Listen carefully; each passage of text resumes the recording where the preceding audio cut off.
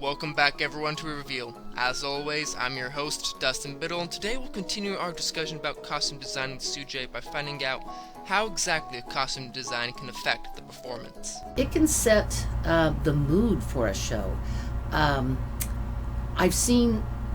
Sometimes I've seen designs as I've gone to different shows and different places that detract from the story, that it's the costume designer wasn't paying attention to the script and just designed these beautiful costumes that don't really work for the characters, Okay. And they're designing what I call a museum piece, but it doesn't have any personality that goes with the character. So to me, that's a very difficult thing to take care of. If you just design a costume, you see it in a picture, I want that, we make that, but if it doesn't relate to the character or the story, it can be very, very distracting. Garments that people don't feel comfortable in. Sometimes in history there are garments that don't cover too much sometimes, and it's like, I want the actor or actress to be very comfortable in what they're wearing. Because if the little tap pants that they wore are pretty short, I can lower them 2 inches, and if that 2 inches is going to make the actor and actresses become much more comfortable dancing and doing their thing, I'll do that. That nobody's going to notice that 2 inches, Right.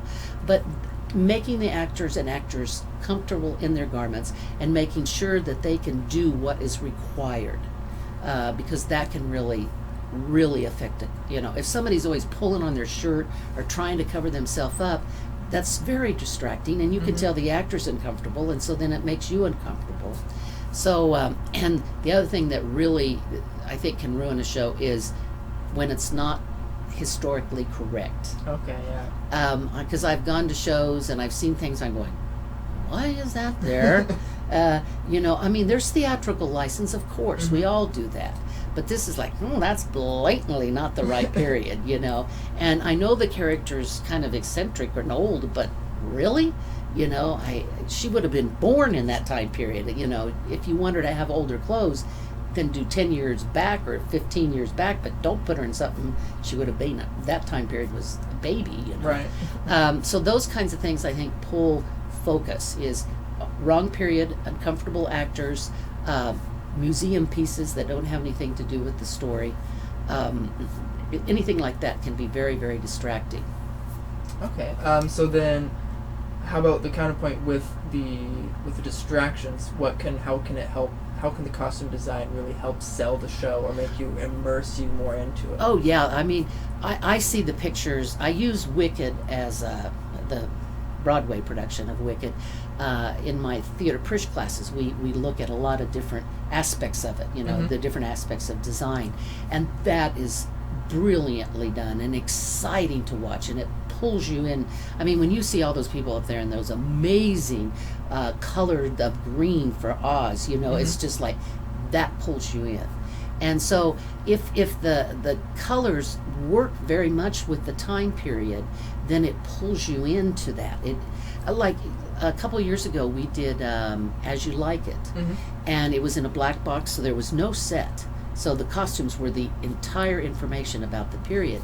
And they could have been out there saying those lines in contemporary costumes, but because of those costumes being the only thing that was period, it pulled you into the story, because it's like, oh, we're back there. Oh, this is what she's dressing up as a man, so this is what she would wear. And oh, look, now she's a woman, Right. If you get, and the same things with children's show. A former student of ours designed the Stinky Cheese Man this summer, and those were wonderful costumes, and they were bright and cheery and clever.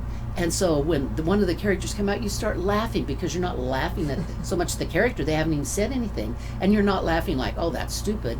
You're laughing like, that's funny. That's a funny looking character. I wonder what they're going to say.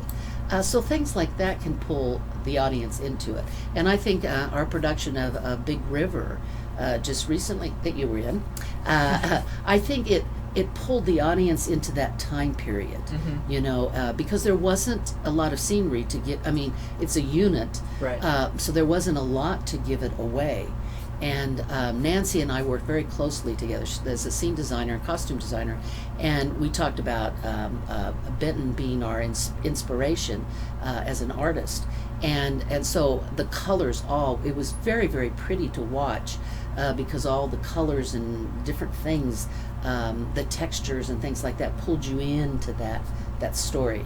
I mean, I know I'm boasting about my own costumes, but I was really excited. The textures that we were able to do, the wools and the linens and the very beautiful morning clothes that we're able to use, it pulled you, you know, like that morning scene, you know, when everybody came out, because I don't know what this is all going to look like, because I'm just pulling it, or we're building it, and I'm not for sure, because I haven't put 20 some people together on stage before. So when they all came out for that morning scene, I was like, wow, that looks really good, you know, and it really pulled the audience into, this is a time of sadness, you know, this was, you know, an important person in many people's lives, and so it pulled you in. So that's what you hope is, you know, you get it right, and you pull the audience into the story. Okay, very cool. Yeah, I definitely agree on that. Well, I think that is all I have. Is there anything else you'd like to say about costume design or the process that goes into it? Well, one of the things that I've always told my design students, I said, costumes many times are often heard before they are seen, meaning the actor. No, you're often seen before they are heard. Sorry, I got them backwards.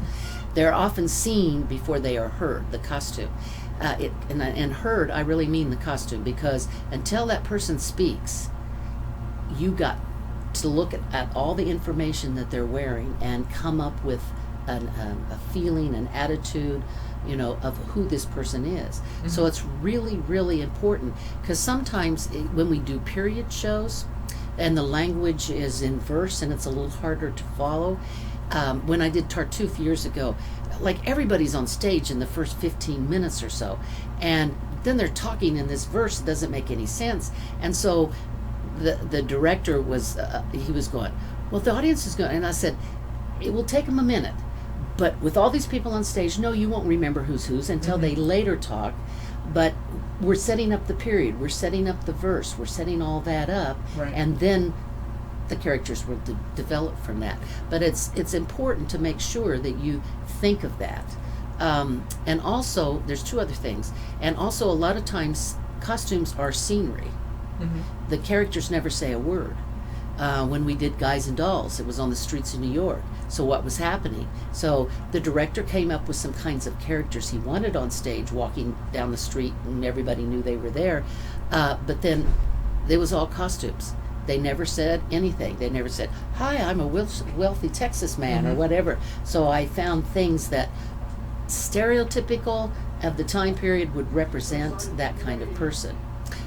So that's really important to know that it's scenery, but it's telling everybody a lot of information. And they'll never talk, and they'll never know who these people are, but by what they wear, you have an idea of where the setting is in them. And then the last thing is that costume designers and makers of costumes have to remember that costumes are three-dimensional, that it goes all the way around, and that, you know, if a person moves over to this and they're standing there and their skirt's a little bit askew, that's normal. Don't think, oh, it's got to look just like my picture. It's never going to look just like your picture unless they're standing still and not moving, and we only see the front of them. Straight on, there's nothing to make it three-dimensional. But we have to remember that they're three-dimensional and that they have to move. And they have to be people on stage doing what's required by the script. So. All right, cool. Well, I think that's about it. Thank you, CJ. Okay, you're welcome. The research and time that goes into the costume design pays off when it brings not only the characters to life, but the very play itself. By spending that time to create a costume that is not only accurate to the period, but to the character in the play, audiences can immerse themselves into the performance and enjoy it even more. That's why costumes and their design are just as important to the performance as the set and the actors. I hope you enjoyed this two-part episode. Stay tuned for more exciting, revealing information about the aspects of theater. From behind the stage to the front, I'll reveal every aspect of the theater to you and help you gain an even more appreciation for this wonderful and magical art form.